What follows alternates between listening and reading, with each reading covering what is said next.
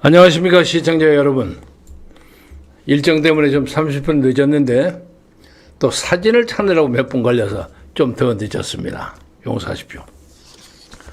오늘 여러분과 함께 세상 읽기 할 제목은 이 나라 한국 정치에 바야흐로 춘추 전국시대가 돌아온다 하는 제목으로 여러분과 같이 생각해 보고자 합니다. 어제가 한로 상강입니다. 서리가 내리는 가을이 깊어간다는 뜻이죠. 이제 가을이에요. 내년 봄 선거가 봄입니다. 그러니까 추춘전국시대고 춘추전국시대하고 마찬가지죠. 그래서 민주당하고 국민의힘 양당의 내부 사정을 그동안 들여다보지 않았던 거 여러분과 함께 현미경으로 한번 보고자 합니다. 우선 이 더불어민주당을 보자면 요새 이 사람들은 표정 관리를 하고 있는 것 같아요. 30 며칠 만에 당무에 복귀한 이재명 대표는 아주 덕스럽고 여유스럽고 자애스럽고 인자스러운 지도자로 나타나서 그 체포동의안 표결에 가결표에서 던져서 나에게 일종의 한방 매긴 소위 비명파 친문파라고도 얘기할 수 있죠. 이 사람들 그렇게 문제 삼지 말아라. 너그럽게 자비를 베푸는 그런 형국을 취했고, 그에 전에 그것도 그 뒤에서 쫄렁쫄렁 따라다니면서 했던 누구요? 정화무게 최고위원은 그 사람들에게 세금을 납부해야 되겠습니다. 세금이라고 그랬던가? 하여간 뭐 가만두지 않겠다는 엄포를 왔는데 그것을 또 이재명이 싹 푸는 그런 자세로 아주 여유만만한데 사실은 그 안에도 내재적인 요소가 많습니다. 우선 튀어나오는 문제가 조추송입니다. 조국, 추미애, 송영길 이 세 사람이 개딸들에게 옹립이 돼가지고 내년에 24년 국회 총선거에 3스타를 제공해서 붐을 일으키겠다 하는 그런 입장을 가지고 있는 것처럼 보이는데 그 비명파 그리고 소위 친문파 하는 사람들은 저러다가 나라가 당이 망하는 거 아닌가 하는 생각을 많이 가지고 있는 것 같아요. 그러니까 결국 많게는 한 39명, 적어도 30명 내외의 비명파 의원들은 공천의 불이익을 확실히 받을 거다 하는 절박감을 가지고 있습니다. 그리고 뭐 오늘 아침에 뉴스를 보니까 42명의 현직 기초단체장 협의회가 내년 선거 참여를 선언했습니다. 그러니까 그 사람들은 자기 지역에서 자기가 시장 군수했던 그 지역에서 국회의원 나오겠다는 거죠. 그러니까 그 현장에 있는 현직 국회의원은 아마 비명파인 것 같아요. 그리고 그뿐만 아니라 이미 5명의 가결파, 서른, 이상민, 있죠? 조 검사, 이런 사람들, 5명 이 사람들에 대해서는 이미, 이재명의 측근들, 그리고 변호사, 그리고 특보 이런 사람들이 가서 현지에서 또아리를 다 펴고 지금 장사판을 벌려놓고 있습니다. 현근택 변호사도 어디 자리에 가서 자리 잡았다는 얘기를 듣고, 그래서 내년에 이제 개딸들이 이 조추성 얼굴 좀 내보이세요.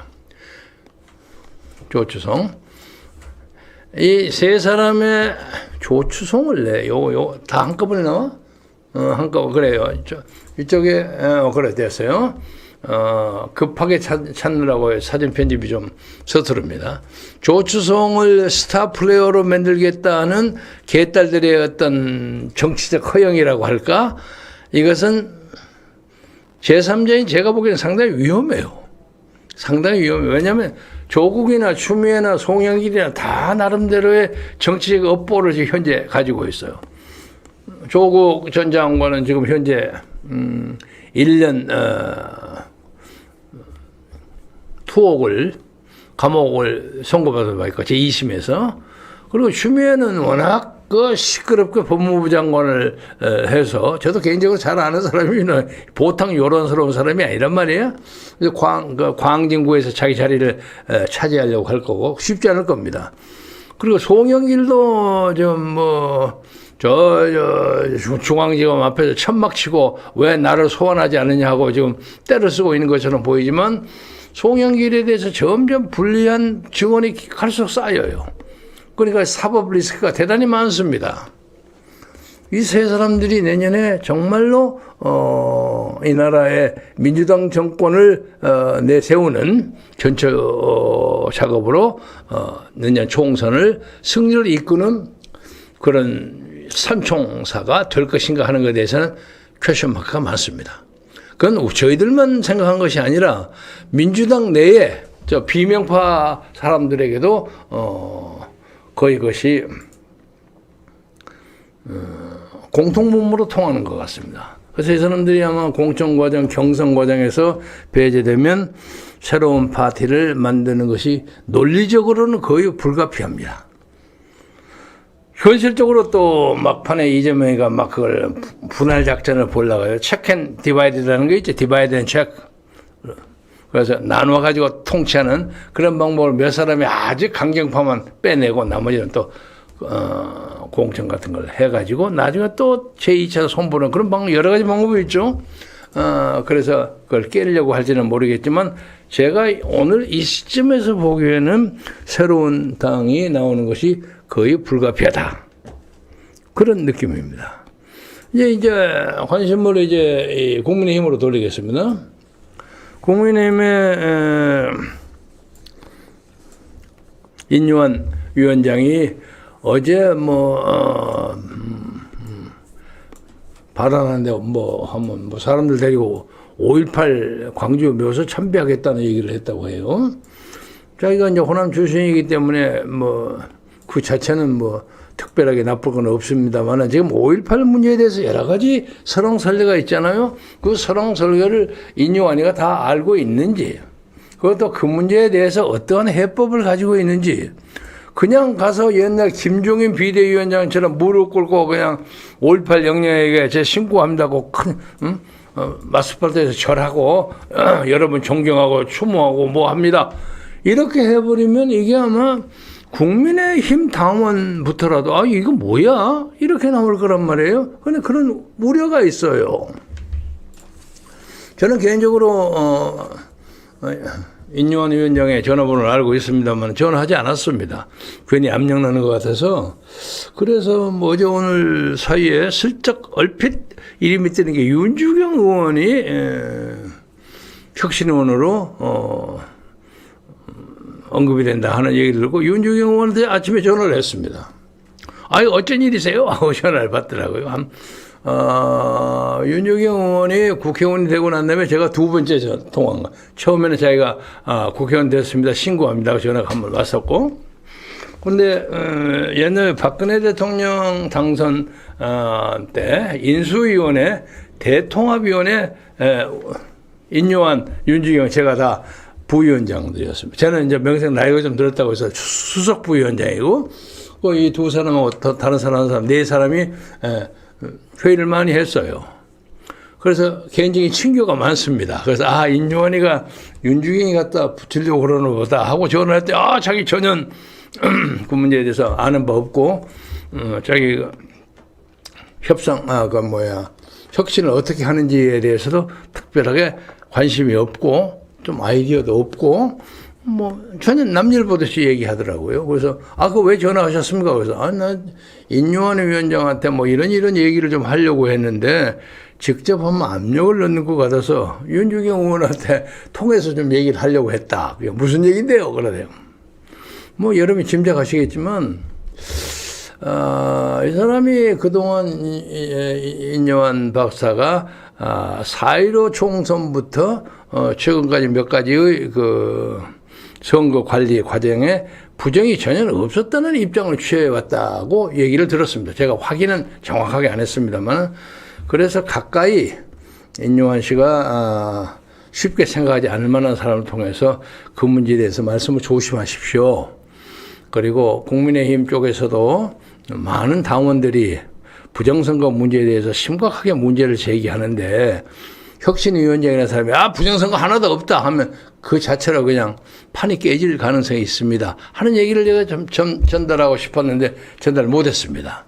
혹시 인요한 씨가 제 방송에 들어가지고 또 스스로 제 아이디어는 취득할 수 있으리라고 생각합니다. 그런데 지금 뭐 말인즉슨 경상도에 있는 사람들 전부 고향을 떠나서 낮추고 험지에 가서 무엇을 해라. 발언은 근사하지만 그게 현실적으로 쉽지가 않잖아요. 자기의 정치적인 근거지를 내리고 엉뚱한 데 가서 누가 그냥 바가지를 쓰려고 하겠습니까? 그것이 인요한 위원장이 공천권을 손에 잡고 있다면 문제가 다르지만 아직 그게 불분명합니다. 그래서 잘못하면 말려버릴 가능성이 있다. 그래서 당을 혁신한다고 하는 데에서는 이제 문제가 되는 것이 이준석, 유승민 이 사람들이 현재로 봐서는 두 사람 본인에게는 좀 미안한 얘기지만 당에서 좀 공천에서는 좀 제외되지 않을까 하는 그런 느낌을 가지고 있어요. 뭐 경선을 하더라도 좀 그럴 것 같고, 그것은 뭐 플러스 마이너스 반반입니다. 그렇지만 이 과정에서 공천을 탈락당하는 사람, 그리고 박근혜 대통령을 열심히 지지하면서 탄핵을 반대했던 수많은 국민들, 그리고 그들도 지금 당원에 많이 들어가 있으니까, 그리고 이번에 특히 4.15 총선과 강서구청장 선거의 부정 문제에 대해서 지금 공병호 등등으로 소리 높이 외치는 게 너무도 명백합니다. 이 문제에 대해서 인요한 위원장이 모른 척하고 딴소리를 해버리면 상당한 불신의 대상이 되지 않을까. 그래서 개인적으로 굉장히 원만하고 화평스러운 평화주의자고 아주 사람 좋은 사람이에요. 그 사람이 상처를 받지 않을까 좀 걱정입니다. 그리고 이 선거 부정 문제와 광주 5.18 문제, 이것이 아마 인요한 위원장의 혁신위원장을 끝나는 마지막까지 가장 문제 삼은 두 가지의 문제점이에요. 이 문제를 어떻게 해결하냐, 이게 가장 중요한 문제라고 생각하는데, 그것과 관계해서 국민의힘도 이합집산이 대단할 것 같고, 결국 여기서도 특히 그 선거 부정 문제에 대해서 국민적 공분이 상당히 확산되어 있다고 저는 느낍니다. 국민의힘 당원뿐만 아니라 밖에 있는 사람들, 그리고 일반 국민, 심지어 요새는 엊그제는 정몽은 목사 그룹에 이르기까지 선거 부정 문제에 대해서 심각하게 접근한다 하는 분위기가 광범하게 유포되어 있는데, 국민의힘이 그냥 가을 농사 짓는 격양가를 부리면서 추수하는 생각만 하고 선거 부정 문제에 대해서 한마디도 얘기 안 하면 이거 장단이 안 맞는단 말이야. 그래서 여기도 심각한 문제가 있어요. 양쪽 다 문제가 있습니다. 그러니까 민주당의 입장에서는 이제 다음 선거는 우리가 따놓은 당상이다 하고 생각해갖고 지금 표정 관리를 하면서 이것을 어떻게 해서 만들까? 300석에 전부 300석 다 먹으면 난리가 날 테니까 아마 내 생각하기에는 190석 내지 205석 근처를 해가지고 견을 아슬아슬하게 만드는 방법, 아니면 견을 딱 확보해놓고 정치를 하는 방법. 그러면 또 국민적 비난이 많이 생길 수가 있으니까 그걸 지금 계산하고 있을 거예요. 그런데 지금 벌어지는 쌍판을 보아서는 그렇게 낙관할 입장은 아니다. 그리고 호남 현지에서도 이제 이재명 가지고는 좀 어렵다 하는 분위기가 많거든요. 그래서 그 대안으로 호남 출신 인요한이를 픽업했는데, 인요한 위원장 박사가 자기가 가지는 정치적 견해, 정치적 경륜, 이것을 가지고 과연 얼마나 호남 유권자를 설득할 수 있을지, 이것도 빅 퀘션 마크입니다. 저는 그렇게 쉽지 않으리라고 생각합니다. 저는 평화주의자예요. 그러나 호남의 유권자라는 건 여러분 아시다시피 정치적으로 보통 귀신들이 아니야. 대단히 이제 소원의 이익을 잘 따지는 아주 기민한 감각을 가지고 있기 때문에 누가 와서 말하면 저 사람 뭐 좋은 말씀, 하나님 말씀 복음 전하러 왔네 하고 지내버릴 가능성이 없지 않다. 이 점에 대해서는 인유한 위원장이 혁신위를 잘 구성하고 나중에 설사 국민의힘을 완벽하게 혁신을 시키지 못한다고 할지라도 그 과정에서 자기가 개인적으로 희생되면 안 됩니다. 자기의 이미지를 살리고 공정하고 공동으로 승리하는 방법을 찾기는 아주 어려운 난제. 이 난제를 앞으로 정치인 인요한이 어떻게 헤쳐나갈지 상당히 좋은 구경거리가 되리라고 생각합니다. 오늘은 10월 25일 날 사실은 민족중흥회 정 의원님, 회장하시는 정 의원님부터 간곡하게 내일 12.6 박정희 대통령 추도식에 참석이라는 정갈과 초청의 말씀을 들었습니다. 그래서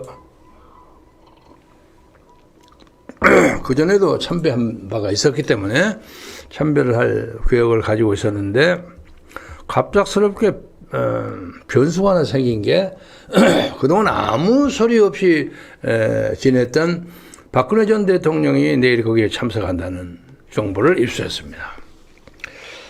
그래서 제가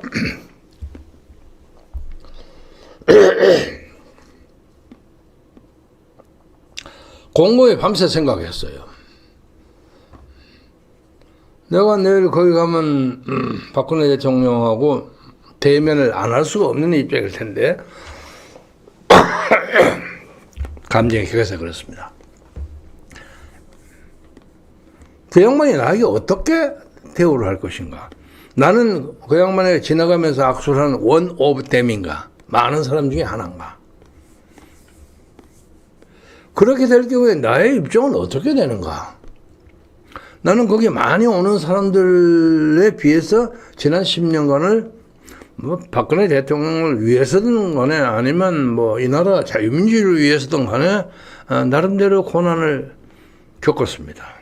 지금도 재판을 받고 있고 하나는 집행유예 2년으로 끝나고 옥고도 치렀고 여러 가지 방법으로 재산도 많이 없어졌고 그런데